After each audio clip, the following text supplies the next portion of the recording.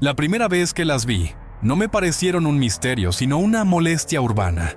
Ventanas a la altura del tobillo, incrustadas en la acera, con cristales que miran hacia un cuarto que no debería existir.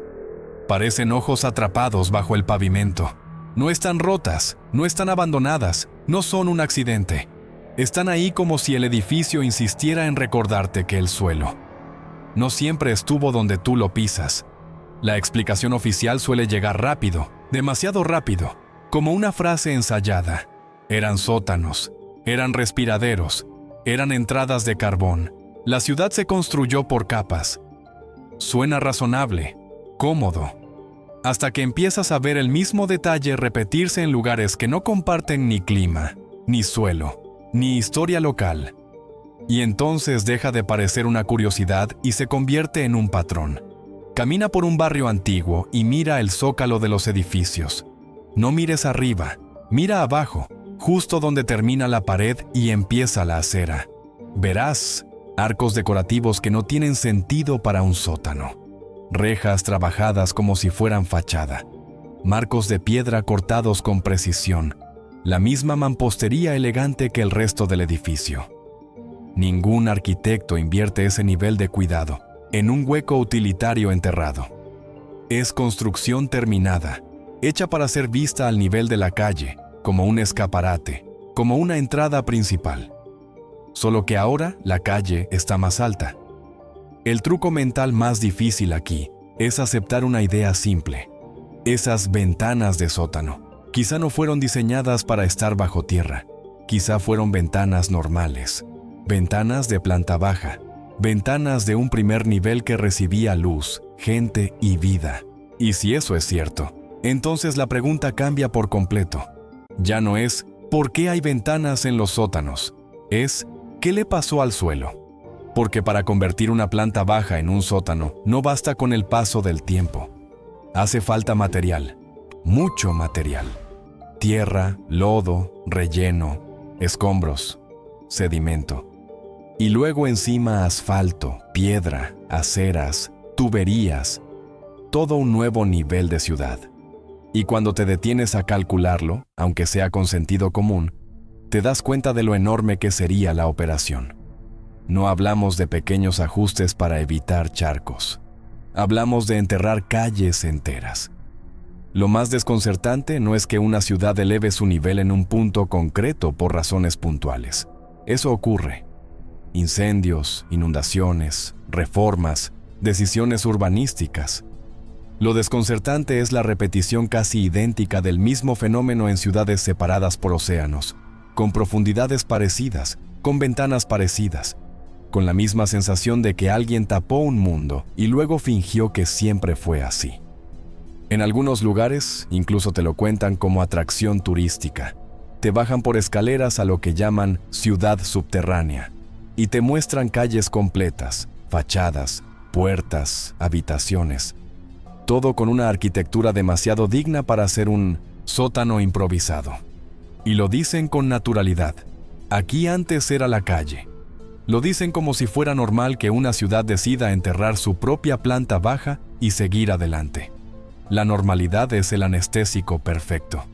Porque una vez que algo se normaliza, deja de hacerse preguntas. Así son las ciudades antiguas, dicen. Se acumulan capas, dicen.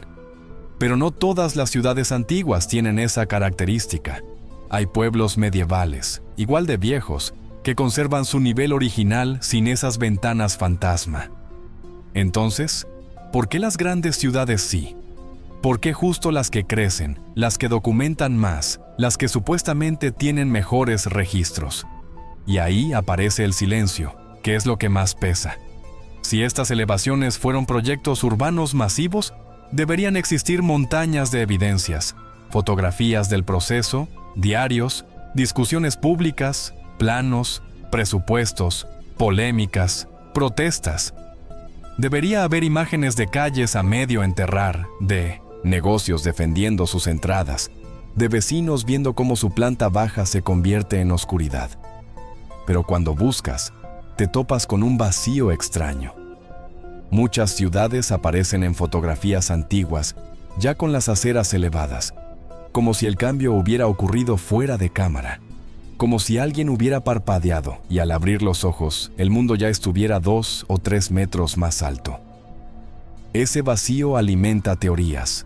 Algunas son razonables, otras se estiran hasta romperse, pero una se repite porque encaja demasiado bien con lo que se observa. La idea de una gran deposición de lodo, rápida, extensa, capaz de cubrir niveles completos de ciudades y obligar a construir encima. No necesariamente una inundación de agua, sino una mezcla densa de barro y sedimento que se asienta donde cae. Una capa que no se barre con escobas ni se quita con carretillas, sino con una reconstrucción. El problema es que aquí no hay consenso. No hay una fecha exacta admitida por todos. No hay un archivo universal que diga, ese año, esto ocurrió en todas partes. Lo que hay es una coincidencia de señales, niveles enterrados, arquitectura convertida en sótano, calles por encima de puertas antiguas, ventanas cortadas por la mitad, rejas que hoy parecen proteger nada, como si resguardaran el aire. Y mientras más lo miras, más te das cuenta de algo inquietante. Muchas de esas ventanas no son simples agujeros. Están colocadas con intención, en un ritmo arquitectónico coherente, como parte de una fachada diseñada para el tránsito humano. Algunas incluso tienen arcos que, hoy enterrados, ya no cumplen ninguna función estética. Es como encontrar la mitad de una sonrisa bajo una máscara. No la necesitas para nada, salvo para admitir que alguien la ocultó. Aquí es donde algunos conectan este fenómeno con Tartaria, no como un mito de Internet, sino como una pregunta histórica incómoda. ¿Por qué mapas antiguos nombran enormes territorios con ese término y, en cierto momento, ese término se vuelve borroso, se reduce, se esfuma del relato general? La interpretación más común dice que era una etiqueta vaga, un modo antiguo de nombrar regiones poco comprendidas. Puede ser, pero hay quienes sospechan que el borrado no fue solo cartográfico, sino cultural, y que estas ciudades con niveles enterrados serían restos de una infraestructura anterior, reutilizada por generaciones posteriores sin comprenderla del todo. Esa sospecha crece cuando observas la calidad de lo enterrado. No es basura, no es improvisación. Son espacios terminados, sólidos, con detalles que parecen parte de una primera cara del edificio, no de un subsuelo. Y entonces la pregunta cambia otra vez. Se vuelve más peligrosa, más grande. ¿Por qué alguien enterraría la cara visible de una ciudad? La respuesta oficial suele apoyarse en razones prácticas. Evitar inundaciones, reparar daños, mejorar el drenaje, reconstruir tras incendios. Pero esas razones tropiezan con un detalle. El mismo tipo de solución, con la misma profundidad aproximada, aparece una y otra vez, como si hubiera un guión común. Y si hay un guión, también hay un motivo. Tal vez fue solo eficiencia, tal vez fue prisa, tal vez, después de un desastre, era más fácil cubrir que excavar. Pero si era tan fácil, ¿por qué nadie lo recuerda con claridad? ¿Por qué el recuerdo se transformó en anécdota, en recorrido turístico, en así son las ciudades? Porque las ventanas siguen ahí, mirándote desde abajo, y no importa cuántas veces repitas, son sótanos. Hay algo en su diseño que insiste en lo contrario, como si fueran una prueba quieta, silenciosa, de que el mundo moderno camina sobre un piso que no es el primero. Y lo más extraño es que, cuando empiezas a notar esas ventanas, ya no puedes dejar de verlas. Están por todas partes, y cada una parece decir lo mismo. Aquí hubo una calle, aquí entraba la luz, aquí la gente vivía al nivel que tú ahora pisas por encima. Pero lo realmente inquietante no es que estén enterradas, es que el enterramiento parece demasiado limpio, demasiado uniforme, como si no hubiera sido un accidente, sino una solución repetida con la calma de quien ya había decidido que debía quedar oculto. Cuando aceptas la idea de que esas ventanas no fueron pensadas como sótanos, todo el escenario urbano cambia de forma irreversible. Ya no caminas por una ciudad antigua, caminas sobre una ciudad enterrada. Y esa diferencia lo altera todo, porque obliga a nacer una pregunta que casi nadie formula en voz alta. ¿Por qué no se excavó hacia abajo para recuperar esos espacios? Si una ciudad eleva su nivel por razones prácticas, lo lógico, con el paso de los años, sería recuperar lo perdido, especialmente cuando hablamos de metros completos de construcción sólida, ya pagada, ya terminada, ya habitable. Sin embargo, en la mayoría de los casos, eso no ocurrió. Las ventanas se sellaron, las puertas se clausuraron. Los pisos bajos se transformaron en bodegas, túneles, cuartos húmedos o simplemente se olvidaron, como si nadie tuviera interés real en volver a abrir ese nivel. Eso es extraño, porque las ciudades son voraces con el espacio. Cada metro cuadrado importa, cada nivel cuenta, y aún así, generaciones enteras aceptaron perder una planta completa sin demasiada resistencia, como si ese sacrificio fuera inevitable o incluso deseable. No hubo grandes campañas para recuperar la ciudad original. No hubo nostalgia por esas calles. Simplemente se asumió que lo enterrado debía permanecer enterrado. La explicación habitual vuelve a ser práctica: humedad, suciedad, riesgo estructural. Pero basta entrar en algunos de esos niveles subterráneos para ver que no todos son ruinas. Muchos están sorprendentemente bien conservados. Muros rectos, ladrillos intactos, arcos firmes, detalles decorativos que sobrevivieron mejor bajo tierra que a la intemperie. En algunos casos, esos espacios podrían reutilizarse con relativa facilidad, y aún así, permanecen cerrados. Aquí surge una sospecha incómoda. Tal vez no se trata solo de imposibilidad técnica, sino de desinterés cultural, o peor aún, de una decisión tomada hace mucho tiempo y nunca cuestionada. Una especie de acuerdo silencioso. Lo que quedó abajo, se queda abajo. Este patrón se vuelve aún más inquietante cuando se compara entre países. Ciudades que nunca compartieron administración ni cultura urbanística aplicaron soluciones casi idénticas: enterrar, nivelar, pavimentar, continuar. No reconstruir desde cero, no demoler todo, sino cubrir y seguir adelante. Como si el evento que provocó ese enterramiento hubiera sido tan grande, tan disruptivo, que no dejó espacio para debates prolongados. Eso refuerza la idea de un acontecimiento súbito, no una lenta acumulación de reformas, sino algo que obligó a actuar rápido. Y en situaciones de emergencia, las decisiones no siempre quedan bien documentadas. Se actúa para sobrevivir, no para escribir memorias detalladas. Luego, cuando todo se estabiliza, el nuevo nivel se vuelve normal, y el antiguo pasa a ser una rareza incómoda. Aquí es donde algunos investigadores señalan un detalle clave. Muchas de estas elevaciones parecen ocurrir en un periodo relativamente estrecho, alrededor del siglo XIX, justo cuando la fotografía empieza a expandirse, justo cuando los registros escritos se multiplican, justo cuando, paradójicamente, debería haber más evidencia, no menos. Pero lo que encontramos es un antes y un después muy marcado. Las fotografías más antiguas suelen mostrar edificios recién adaptados, con ventanas semienterradas pero todavía visibles, con rejas que parecen improvisadas, con accesos bloqueados de manera tosca. Décadas después, esas mismas ventanas ya forman parte del paisaje urbano, asumidas como sótanos desde siempre. El recuerdo del cambio se disuelve rápidamente, y ahí aparece un fenómeno psicológico poderoso. La generación que vivió la transformación muere, y la siguiente crece sin conocer otra cosa. Para ellos, esas ventanas siempre estuvieron ahí. Nunca vieron la calle original. Nunca caminaron frente a esas fachadas completas. Para ellos, no hay misterio, solo herencia. Esto explica cómo algo tan grande puede desaparecer de la memoria colectiva sin necesidad de censura explícita. No hace falta prohibir hablar de ello si nadie lo recuerda con claridad. El olvido puede ser orgánico cuando se apoya en la rutina diaria, pero aún queda una pieza que no encaja del todo: la estética.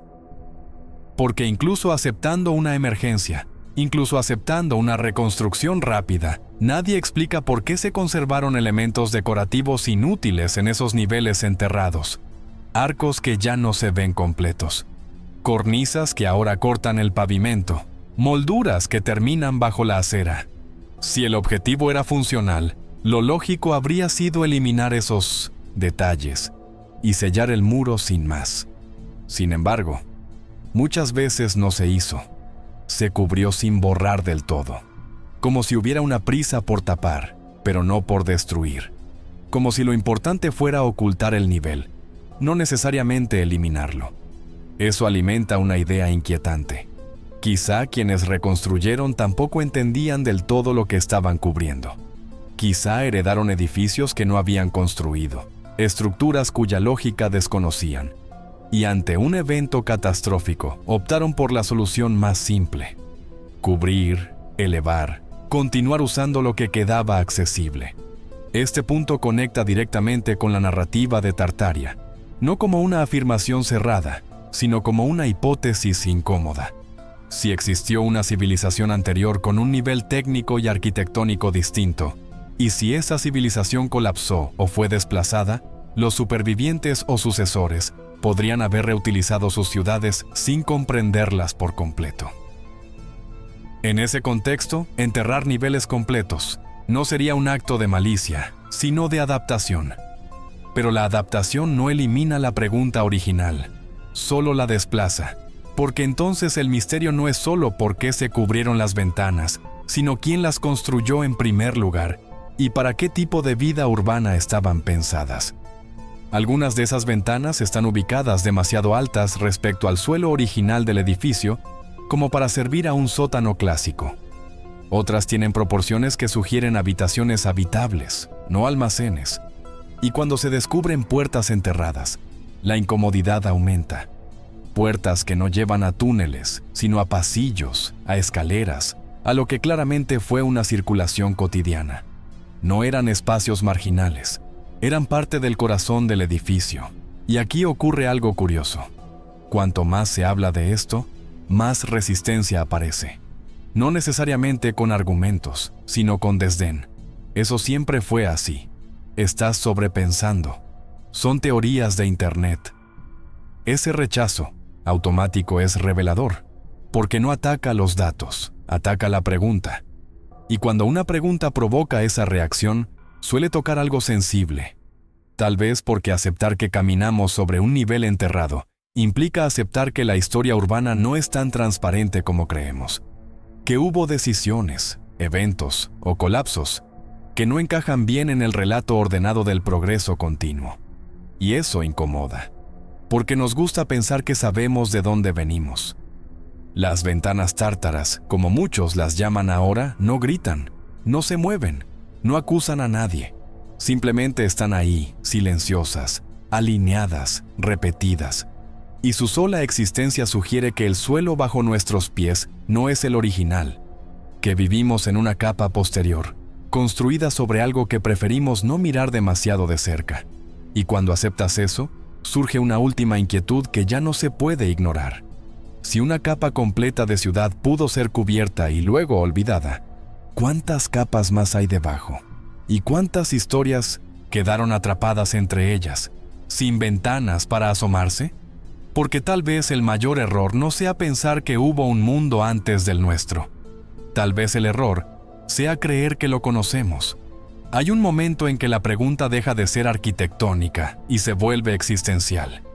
Ya no es solo porque esas ventanas quedaron bajo las aceras, sino qué dice eso sobre nuestra relación con el pasado. Porque cuando una sociedad camina todos los días sobre los restos visibles de otra y aún así los ignora, no estamos hablando de ignorancia, sino de adaptación al olvido.